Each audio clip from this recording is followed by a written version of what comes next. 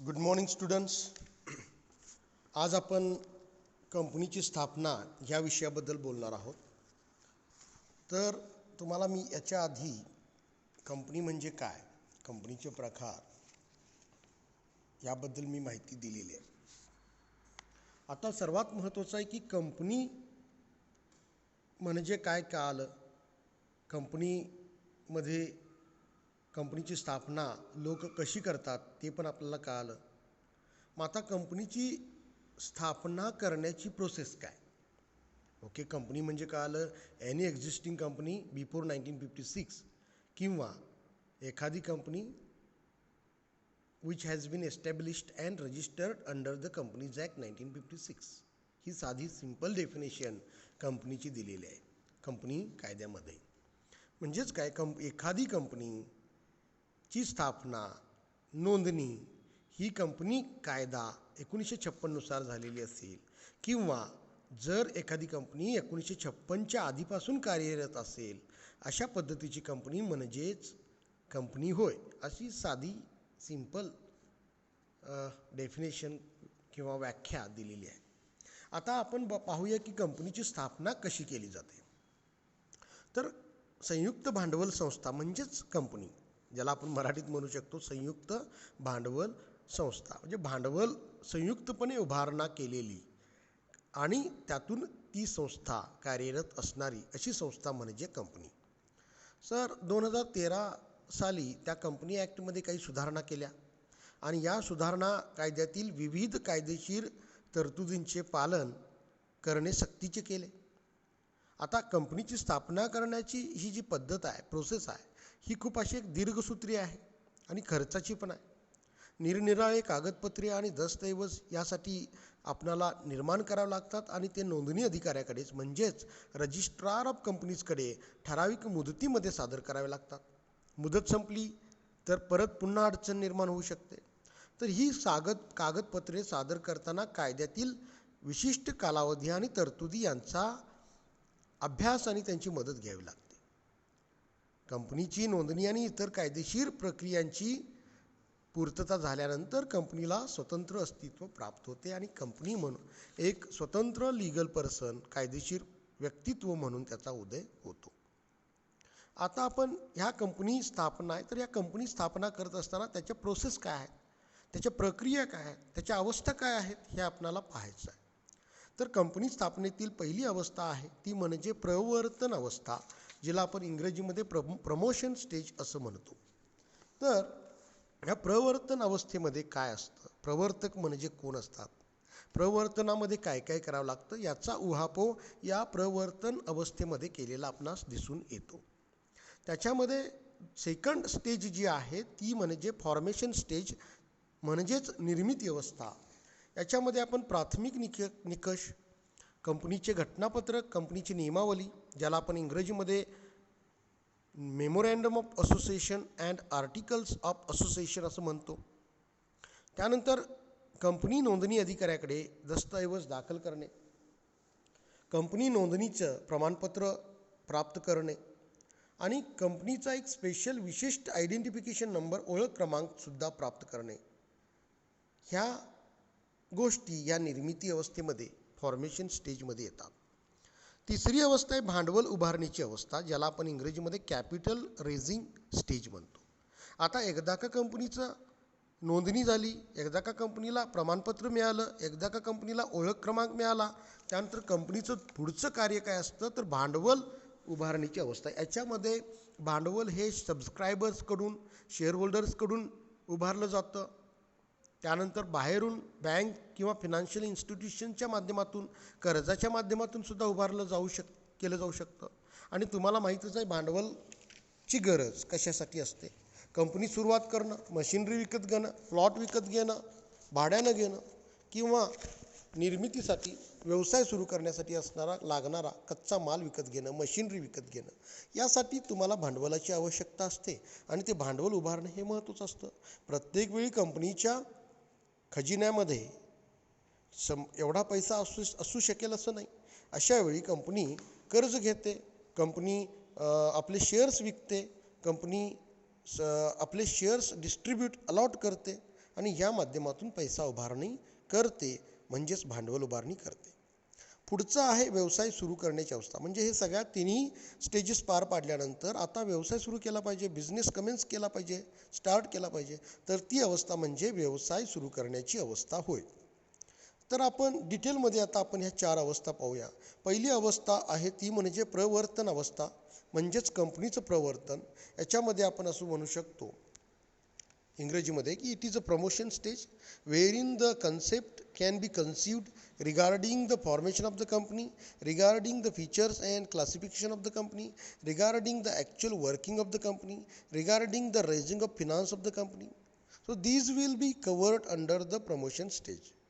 व्यावसायिक संधीचा शोध घेऊन ती प्रत्यक्षात साकार करण्याच्या उद्देशाने विशिष्ट अशी योजना आखणे, त्यासाठी आवश्यक निधी, मालमत्ता, व्यवस्थापकीय कौशल्य इत्यादींची जुळणा करणे, या प्रक्रियेस प्रवर्तन असे म्हणतात. हे कार्य कोण करत असतात प्रवर्तनाचं? तर प्रवर्तक करीत असतात. प्रवर्तक हा एक व्यक्ती असू शकतो, एखादी पार्टनरशिप फर्म असू शकते, एखादी संयुक्त भांडवली संस्था म्हणजेच कंपनी असू शकते. तर प्रवर्तन ही बॉडी ऑफ पर्सन्स असू शकते, एखादा इंडिव्हिज्युअल माणूस असू शकतो, किंवा एखादी कंपनी असू शकते, किंवा एखादी भागीदारी संस्था पण असू शकते. आता ह्या कंपनीच्या प्रमोशनच्या संदर्भात एक प्रसिद्ध अशी व्याख्या गेरेस्टबर्ग यांनी केलेली आहे. तो म्हणतो की according to Gerstenberg, the discovery of business opportunities and the subsequent organization of funds, property and managerial ability into a business concern for the purpose of making profits therefrom is called a promotion.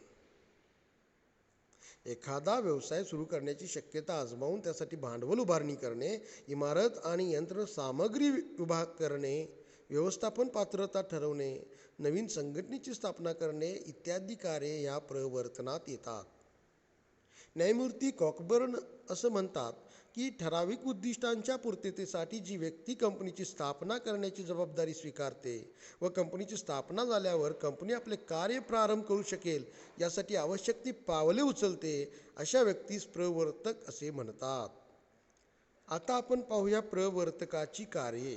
काय काय कार्ये, कोणकोणती functions प्रवर्तक किंवा promoter करू शकतात याचा उहापोह आपण इथे करूया. आता खालीलप्रमाणे तरी कार्य या कंपनी प्रवर्तकास करावी लागतात. यामध्ये 1 नंबर आहे, ज्या व्यवसायाची कल्पना सुचलेली असेल ती व्यवहारात मूर्त स्वरूपात आणण्याची कितपत शक्यता आहे याबाबतचा सविस्तर अभ्यास करावा लागतो. याचा विचार करावा लागतो. त्यासाठी व्यवसायाचा आकार उकार निश्चित करावा लागतो. याचा विचार करत असताना कच्चा मालाचा पुरवठा, कामगारांची उपलब्धता, वाहतूक, बँका, कर्ज, सबस्क्रिप्शन, बाजारपेठांचे सानिध्य, जवळीकता, तेथील उपलब्धता इत्यादी घटक लक्षात घ्यावे लागतात. कंपनीचे पहिले सभासद होण्यासाठी किंवा संचालक होण्यासाठी ज्या लायक आणि वर्दी कार्यक्षम व्यक्ती असतील त्यांना प्रवृत्त करणे, हे सुद्धा एक महत्त्वाचं फंक्शन किंवा कार्य ह्या प्रवर्तकाचं असतं. तिसरं आहे भांडवल उभारणीची तपशीलवार योजना तयार करावी लागते. कंपनीला व्यवसाय करण्यासाठी 3 कारणांसाठी पैसा लागतो. कंपनीच्या स्थापनेसाठी होणारा खर्च, स्थिर भांडवल, इमारत, यंत्रसामग्री, वर्किंग कॅपिटल, खरेदी, वीज खर्च, घर म्हणजे त्या जागेचा खर्च, फाळा एटसेट्रा, पगार, कच्च्या मालांची खरेदी, या सर्व गोष्टीची योजना तयार करावी लागते प्रवर्तकाला. त्यानंतर प्रवर्तकाचं महत्त्वाचं कार्य असं आहे की भागांची विक्री करणे, समभाग, shares of the company that must be to sell out to the public at large. भागांची विक्री करण्यासाठी कंपनीची हमीदारांची करार करावा लागतो.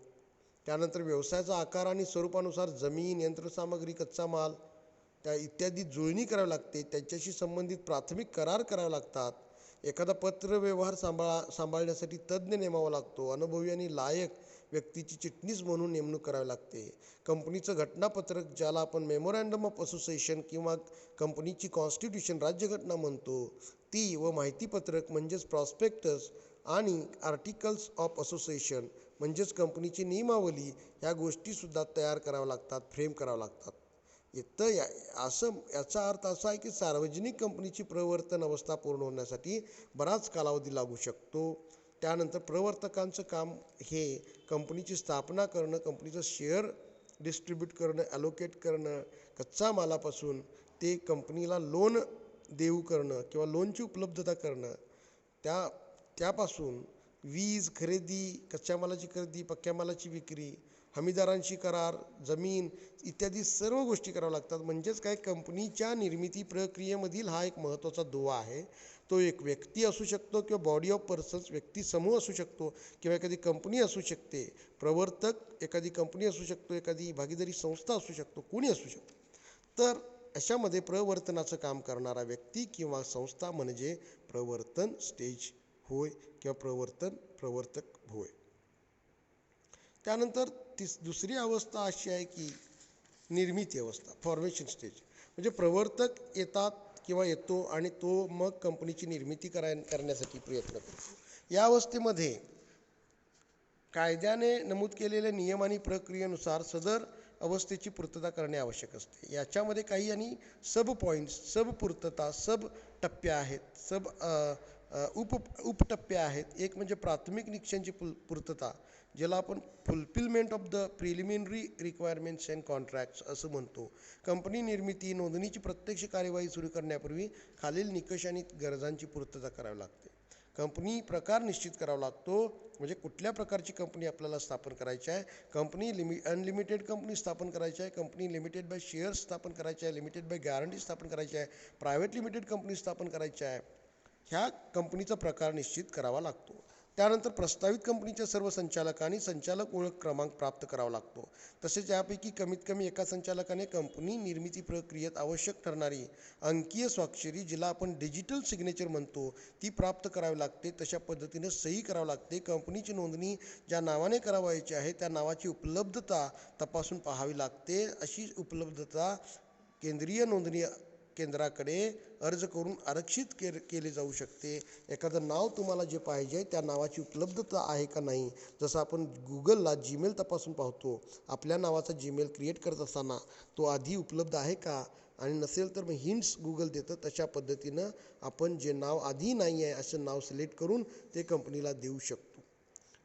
कंपनीचे घटनापत्रक आणि नियमावली तयार करावं लागते. मी जसं तुम्हाला म्हटलं की राज्यघटना आहे कंपनीची, घटनापत्रक म्हणजे कंपनीची राज्यघटना आहे. नियमावलीसुद्धा ह्या महत्त्वाच्या गोष्टी आहेत. या दोन गोष्टी नसतील तर कंपनीचं फॉर्मेशन होणार नाही. कंपनी स्थापनेमागील उद्देश, त्यांच्या अटी, कंपनी कार्याची दिशा, व्याप्ती, कंपनीच्या बाह्य जगाशी येणारे संबंध निश्चित घटनापत्रकाद्वारे केली जाते. कंपनी घटनापत्रकातील तरतुदींचा सहसा बदल करता येत नाही. कंपनी घटनापत्रकातील उद्दिष्टपूर्तींच्या अनुषंगाने येणाऱ्या नियमांचा अंतर्भाव कंपनी नियमावलीत होतो. तर इतर हे सगळे दस्तऐवज कंपनीची निर्मिती करत असताना आवश्यक असतात आणि म्हणून हे फॉर्मेशन स्टेजमध्ये याला खूप महत्त्व आहे. आता घटनापत्रक आणि नियमावली आपण त्याचं डिटेल्समध्ये आपण नंतर पाहूया. आता आपल्याला पाहायचं आहे की तिसरी स्टेज काय आहे, की कंपनी प्रवर्तनाची अवस्था, निर्मिती अवस्था आणि तिसरी स्टेज आहे भांडवल उभारणीची अवस्था, जे कॅपिटल रेझिंग फॉर्मेशन ज्याला आपण म्हणतो. संयुक्त भांडवली संस्थेस नोंदणी दाखला मिळाल्यानंतर कंपनीच्या कारभाराची सर्व सूत्रे संचालक मंडळाकडे येतात. प्रवर्तकांना आपल्या कामाबाबतचा मोबदला देण्यात येतो. संचालक मंडळाच्या सभा घेतल्या जातात आणि मग भांडवल जमा करण्याच्या प्रत्यक्ष कार्याला प्रारंभ करण्यात येतो. आता ह्या भांडवल जमा करण्याच्या किंवा उभारणीच्या अवस्थेमध्ये खालीलप्रमाणे प्रक्रिया पूर्ण केल्या जातात. याच्यामध्ये 1 नंबरला आहे कंपनीची नोंदणी झाल्यानंतर सर्व व्यवहार व करार कंपनीच्या नावाने केले जातात. पूर्वी हे व्यवहार कोणाच्या नावाने केले जात असायचे? प्रवर्तकांच्या. कारण प्रवर्तक हा असा व्यक्ती आहे की जो कंपनी निर्मितीची प्रक्रिया पार पाडत असतो, पण कंपनी ची जोपर्यंत निर्मिती होत नाही, जोपर्यंत कंपनीला सर्टिफिकेट मिळत नाही, तोपर्यंत कंपनी ही लीगल पर्सन होत नाही आणि लीगल पर्सन न झाल्याने त्यांना करार करता येत नाही. मग अशा स्टेजमध्ये कंपनीच्या संदर्भातले जे करार असतात, तात्पुरते करायचे असतात, ते करार कोण करत असतो? तर कंपनीचा प्रवर्तक करत असतो. कंपनीचे हिशेब तपासणीस, कंपनीचे चिटणीस इत्यादी जे अधिकार आहेत त्यांच्या नेमणुकीस, मॅनेजरच्या नेमणुकी, त्यांना मान्यता देणे आणि तशा मान्यता दिल्यानंतर अपॉइंटमेंट करून घेणे. किमान भांडवल गोळा करण्यासाठी भागीदारांशी, हमीदारांशी करार करावा लागतो. तो करार करणे, शेअर बाजारात कंपनीच्या भागांची नोंद करण्यासाठी अर्ज करावा लागतो सेबीला आणि त्या स्टॉक एक्सचेंजला अर्ज करावा लागतो. कंपनीच्या बँकर व भाग दलाल जे कोण असतात त्यांची नेमणूक करावी लागते. माहितीपत्रक, उद्देशपत्रक, प्रॉस्पेक्टस नोंदणी अधिकाऱ्याकडे पाठवून त्याचं रीतसर नोंदणी करून जाहिरात करावी लागते. माहितीपत्रकाची मांडणी शब्दरचना कायद्याच्या तरतुदीनुसार करावी लागते. जनतेकडून कंपनीच्या भागासाठी आलेले अर्ज स्वीकारणे, भागांचे वाटप करणे, भागवाटपाची माहिती नोंदणी अधिकाऱ्यांना देणे इत्यादी सर्व गोष्टी ह्या संयुक्त भांडवली अवस्थेमध्ये कराव्या लागतात.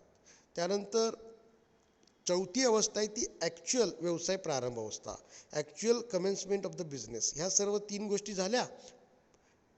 3 गोष्टी कोणत्या आहेत? तर प्रवर्तन अवस्था, निर्मिती अवस्था आणि भागभांडवल उभारणीची अवस्था. आता हे सगळं झालं. आपण आता दाखला घेतला, आता व्यवसाय प्रारंभ करावा लागतो.